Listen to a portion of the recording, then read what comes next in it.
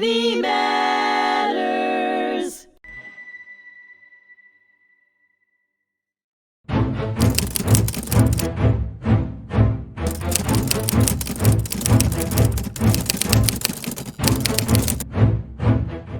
Hi, I'm Liam Carballal. This is History Repeats on hmTV, and joining me once more is Richard Acritelli. How you doing, Richard? Liam, how you doing? I'm good. Rich, Rich, for the last few episodes, we've been doing history versus Hollywood, and I would like to continue doing that today. Start off with one of Spielberg's more recent successes, Lincoln. Joyce Goodwin? Major historian when it comes to the presidents. Mm-hmm.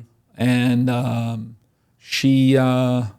her book was basically the main part of the film itself there.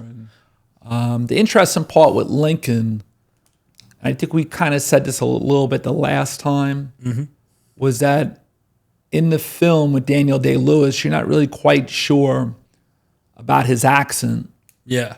Right? He's Irish, right, Daniel Day-Lewis? Yes, right? yes, he is. So you have this Irishman portray Lincoln, and he does an unbelievable job. But his accent, they said, was like a touch of Western Pennsylvania, Kentucky. Well, the problem is Illinois. This is the 1860s. They didn't know what the hell he sounded like. Well, they had written records. But the thing was, a lot of those Midwestern guys moved about. Yeah. So, like Grant spent time in Missouri. Sherman's going to spend time in like Louisiana. Yeah.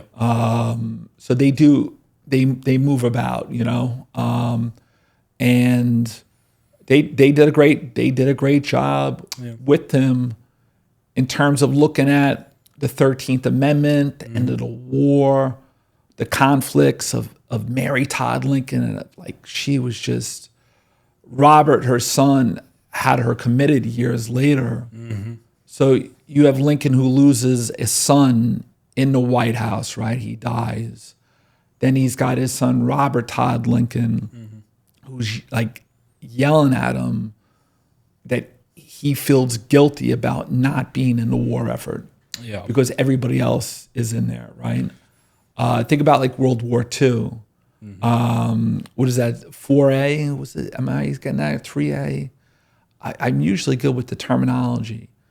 Those were guys that were unable to go in terms of a mental, physical. My grandfather, he got kicked out of most of the branches because he was a sleepwalker. Yeah. That was apparently a big no-no. Yeah. I know that from being in the service. People got in trouble for that sort of thing, right? But so many people were tied to the war effort that it starts hitting their own communities. Yeah. And there's a sense of, I need to do something. I need to be in uniform. So he's dealing with that with his son. He's dealing with the 13th Amendment with the Northern Democrats, who doesn't want the 13th Amendment to be passed, right? Then he's dealing with the carnage of the war. They go into Wilmington, and they say something like 500 shells a minute or something are going to be firing on that port, which was the last open port that the Confederates had. And that's what Grant wanted all along, was to shut down the ports and prevent the cotton from being sold. And cotton was being sold, over the lines. And, he goes, you got to hurt their economy. You can't let things in and out. This is helping them run their war effort, So I met the biographer of Grant and Eisenhower, Gene Edward Smith. Yep. Very, very interesting guy. He was from, I believe, Mississippi. He taught up in Toronto for a very long time. And then I think he ran the School of Foreign Policy at Georgetown, which is like probably one of the finest one of the finest schools for that sort of thing. Was Madeleine Albright, who was a former Secretary of State under, I believe it was Clinton, was actually a professor there. A buddy of mine went to school at Georgetown, and he lived around the corner from her in the old row houses. So I'm writing a book on U.S. Grant. I've written about 2,000 pages on the man, and there'll be a couple of different books tied to Grant. So Gene Edward Smith, very interesting man. There's a lot of parallels between Grant and Eisenhower. Both were Midwestern guys. Both were very good athletes. Both were very likable. Grant was an athlete? Yeah, Oh, I didn't know very good horseback rider. Up here in the Gold Coast, he would have been winning all those shows. Him and Patton were probably two of the best horseback riders in the Army, believe it or not. Well, I mean, Patton was in the Olympics. He was in the Olympics, and he had polo ponies, and Eisenhower was taking his furniture out of the dump and refinishing it. Patton had, he had thoroughbreds. He had horses that he rode and so on. So he was a big horseman. And Grant loved three things: his family, a good cigar, and a good horse. And he was a very simple guy. And General James Pete Longstreet, who was probably the second or third in command behind Lee in the Confederate Army, was one of Grant's best friends at West Point.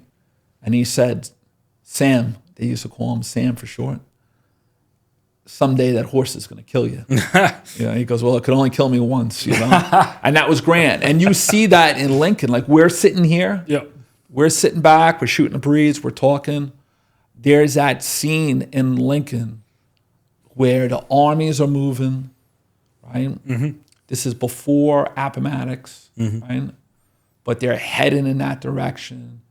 Lincoln goes to City Point, which is on the James River, which turns out to be the strategic nerve center for the entire war, is right there. And you got to remember, Marshall runs the war as the Army Chief of Staff from Europe. Eisenhower runs the war as the Supreme Headquarters Allied Expeditionary Forces in terms of the combat. Grant kind of did both from the field. And he left Halleck in the rear to take care of the paperwork and deal with Congress and deal with his needs and so on, right? So Grant was sitting there, and he had a private's uniform on with 3 stars sewed in on it. A lot of times when people looked at Grant, they were disappointed in what they saw because they expected to see like a George Washington or a Winfield Scott, and even Lee. Lee was on the wrong side of the conflict, right? Yep. But Lee was a Southern gentleman, and he looked the part, and so on, right? Grant walked with his head down. He knew 2 songs. One was Yankee Doodle Dandy, and the other one wasn't, right? He chewed on a cigar, and people were often, he really didn't step in military stuff. He didn't have that drill and ceremony. There was aspects of the military that he didn't like.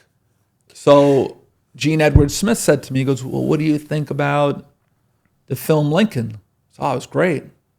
How do you think they portrayed Grant? I go, good. Easygoing guy, simple, determined.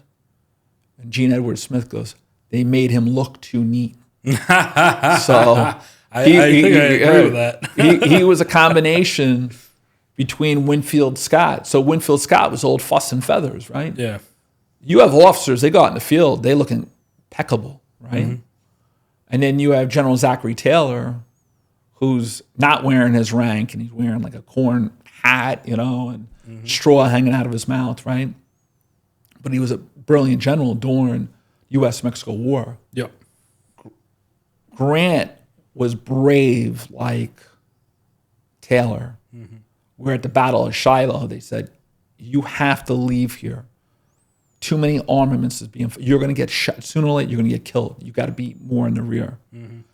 And so he was very similar to Taylor. And that's what I remember what Gene Edward Smith said, that in the movie Lincoln, they made him look more like a Winfield Scott than and I don't agree with that 100% because, like McClellan was a good general to train, equip, supply, right? Give speeches.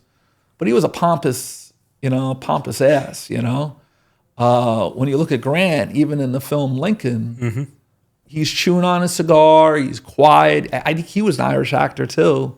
And he was really good in it. Like when he meets with Alexander Stevens, who's the vice president of Confederacy, and there's truth to that. They see Stevens in this huge, like I'm between a large and an extra large, right? Yeah. Like it's either too big or too small for me, right? Yeah. So I'm between sizes. Stevens had this huge jacket on him that he was swimming in, right? Mm-hmm. And he's meeting with Grant, and Grant goes, listen, a private citizen could say whatever they want. They have no authority. And he goes, well, what are we here to discuss? Your surrender. Otherwise, we have nothing. We're going to keep on going. We're going to keep on fighting, right? And then you see Lincoln and Seward meet. Mm-hmm. And Stevens and Lincoln knew each other in Congress. Mm-hmm. Lincoln was only in Congress for 2 years. That was it. Really? That was the extent of his experience within the federal government, was those 2 years. He was more like a President Obama, who was more known for internal Illinois politics. Mm-hmm. Whereas President Obama was a junior representative and a junior senator, he wasn't in for that long.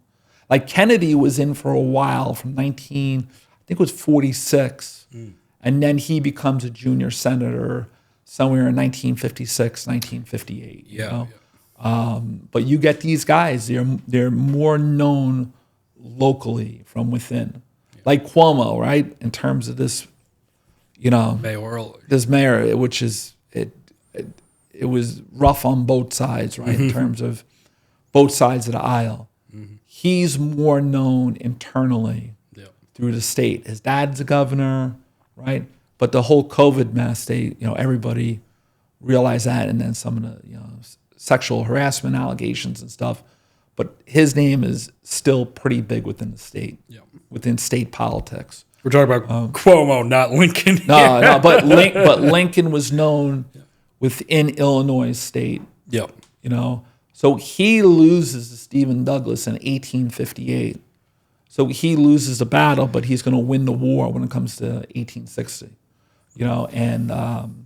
That's what kind of brings him out, right? People kind of say, who is this guy? He's a good speaker, seems like a bright guy. Yeah. He seems regular, like a regular guy. And that's what happened with President Obama in 2004. Mm-hmm. He makes that speech at the Democratic convention. And they're like, who is this guy? He's from Illinois. He's from Chicago. He looks good on camera. He seems like a bright guy. He's a very good speaker. So there's little things like that could really propel you.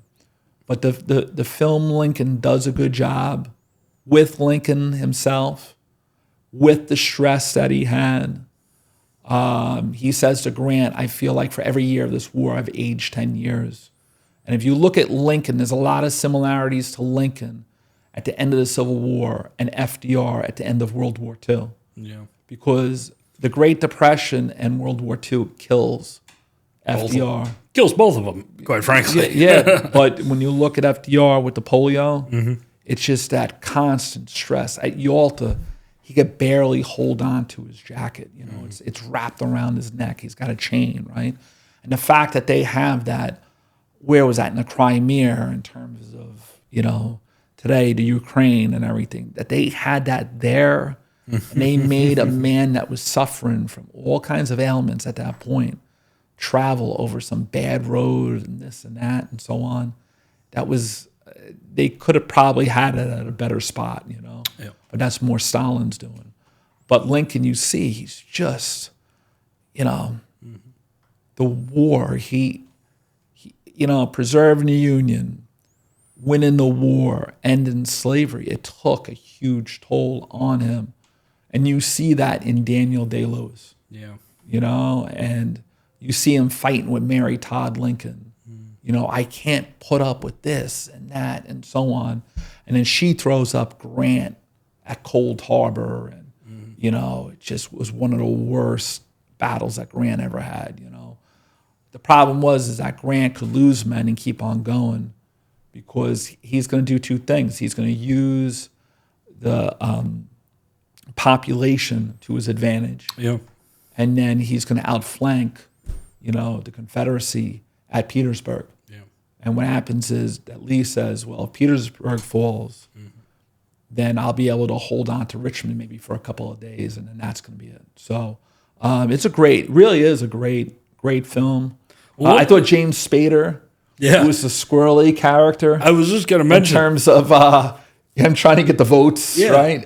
I thought he was great. They had these great parts in it. And that's the Lincoln's son was unbelievable too. Yeah, talk about Tom Hanks' son again.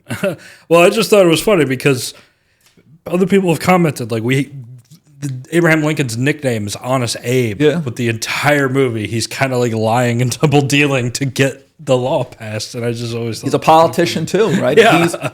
He's not going to say that he's lying. Yeah. But he's just going to omit certain truths, and like with the what was it? It was the peace commissioners. Yeah. Are there any peace commissioners here? And he writes a vague response, and not to my knowledge or something like that.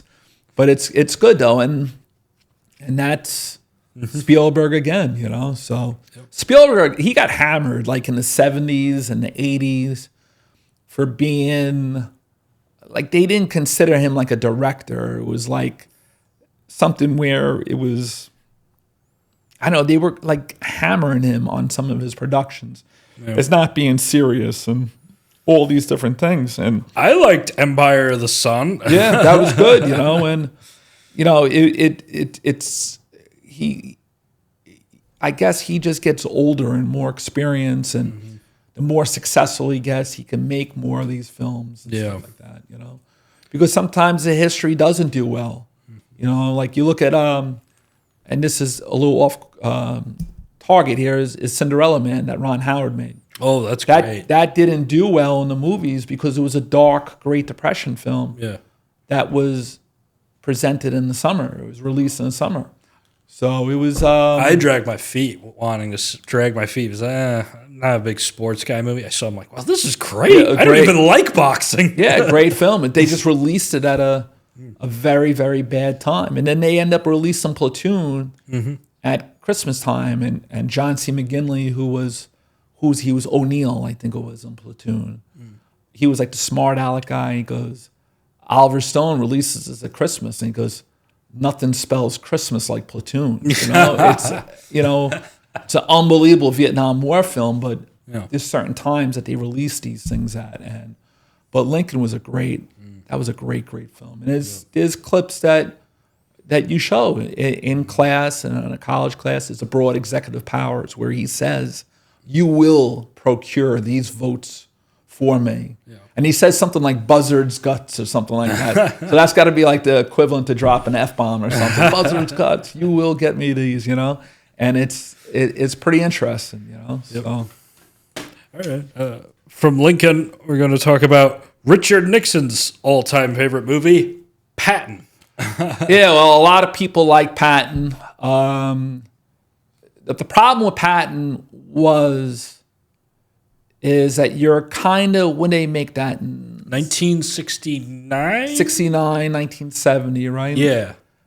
You're getting all the different memoirs that are now written. So the war's over in 45. So, 20, 25, 30 years later, they start writing memoirs. The Patton Papers basically hammers everybody in terms of his diary and his accounts and his observations on other generals. So that's definitely going to kind of create a conflict between the Pattons and the Eisenhowers. You never see Eisenhower in the film Patton. You never saw LBJ in 13 Days, right? So you see Walter Bedell Smith. Montgomery. You see Montgomery. You see Bradley. Truscott, you see all these other figures, right? But you never see Eisenhower. And I think they showed Eisenhower in the last days of Patton, which was the mini-series that they did a couple of years after the film. But when Patton speaks, that's when his army, the Third Army, becomes operational. The 7th Army gets taken away from him because of the slapping incident. Yeah. And then that's really for the 3rd Army. And then it goes from there to North Africa, right? So he's going to fight a very, very brief battle. It's called the Battle of El Guitar in Tunisia. Bradley is going to be there. He's going to end up running the 2nd Corps under Patton. Montgomery is going to win at the Battle of El Alamein. So you have these 2 key battles, Stalingrad and El Alamein, are turning point battles. The Soviets, they just keep on punching and they keep on going west, right? Yep. El Alamein, they always thought kind of ruined Montgomery a little bit because it was such a huge victory that he became very slow after that. So he was more concerned about not losing than the finally winning the battle. And really, they became very almost sluggish or slow, and Eisenhower had to work with them. And you see in the film that there are several parts where, Patton says to the Royal Air Force, who was that?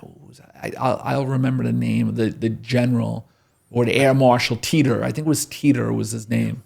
And he goes, I don't have to put up with that from you. And if I said that to you, I would be sent home because Eisenhower threatened to send home any American officer that fought with the British because they keep the coalition together. Yeah. So in a lot of ways, they said that Eisenhower was more British than he was American. And he started saying petrol instead of fuel. And, he started talking about more London than Abilene, Kansas and stuff. But he had to keep that coalition together. Yep. But the British called us their Italians, meaning that the Germans looked down upon the Italian soldier. The British looked down upon us really until Sicily.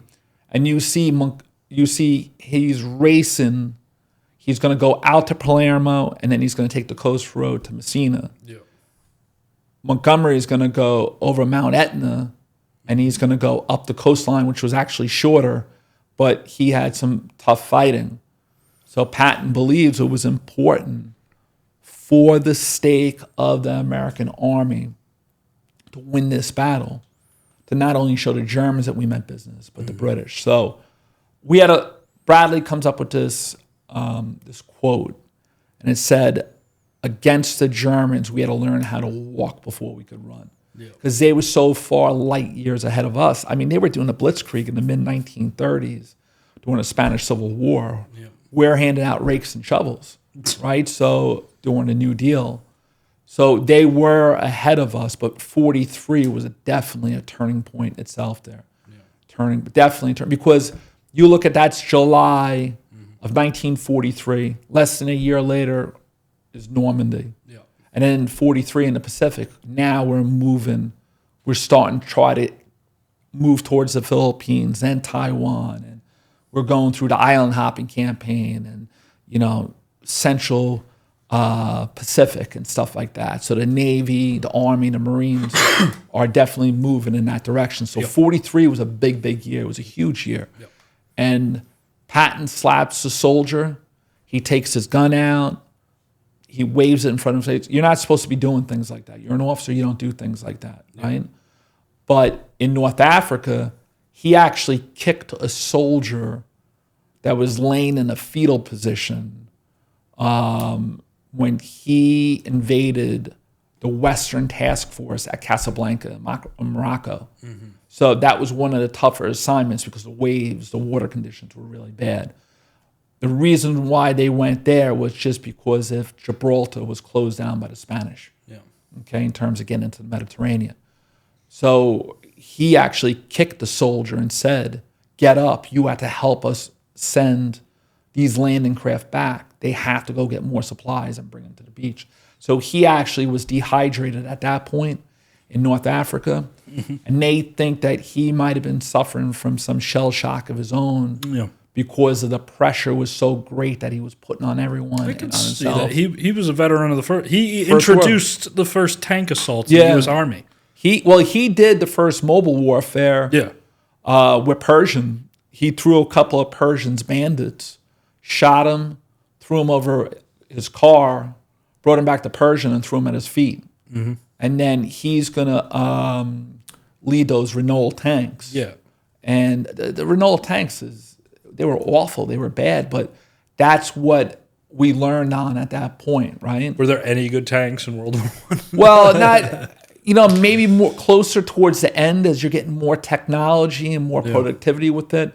But they weren't over here because we declared war on April 2nd, 1917. We don't have an army. We draft 3 million men inside of a year. At Camp Upton, they're going to actually send tanks, British and French tanks, over there for them to work on and to train with and stuff like that. So that's what you say is true, but then the technology 20 years later and then we learn from the Germans where we need speed and tenacity and, steel that can take a punch, iron that can take a punch, that sort of thing. But Patton was our pit bull, though. And the Germans couldn't believe that they were sending home, in their estimate, what they estimated was to be their best combat leader at that point there. They couldn't believe it, right? So, and then, he gets in trouble with the Knutsford incident, and Marshall tells Eisenhower, well, you could send him home if you want, but don't lighten your command hand. You're going to, that's where the Third Army became operational, right? So Eisenhower keeps him there, and he goes, you owe me some victories. But then Patton said later on, he goes, what did Eisenhower say to Patton during the Battle of the Bulge when they met at Verdun? He goes to Patton, every time I get promoted, I get attacked. And that, I believe, was his 5th star, right? Yeah. His 5th star. And Patton goes like this to him, well, every time you get attacked, I come to your rescue. And it was so Patton was a controversy. Patton, and this is before we go, Patton was a funny guy because he was anti-Semitic, but the head of his intelligence, Colonel Koch, was Jewish. He was anti-Catholic, but his second son-in-law, a guy named General Totten, I believe his first name might have been Jimmy Totten, James Totten, was Catholic, and they fought over it, and they had to come around to the idea of having a Catholic son-in-law, right? Yeah. He's racist, but he does 2 things, though. One, when he dies, one of his pallbearers was his orderly. And he's one of the main generals that used black soldiers. He goes, I only had the best in my army.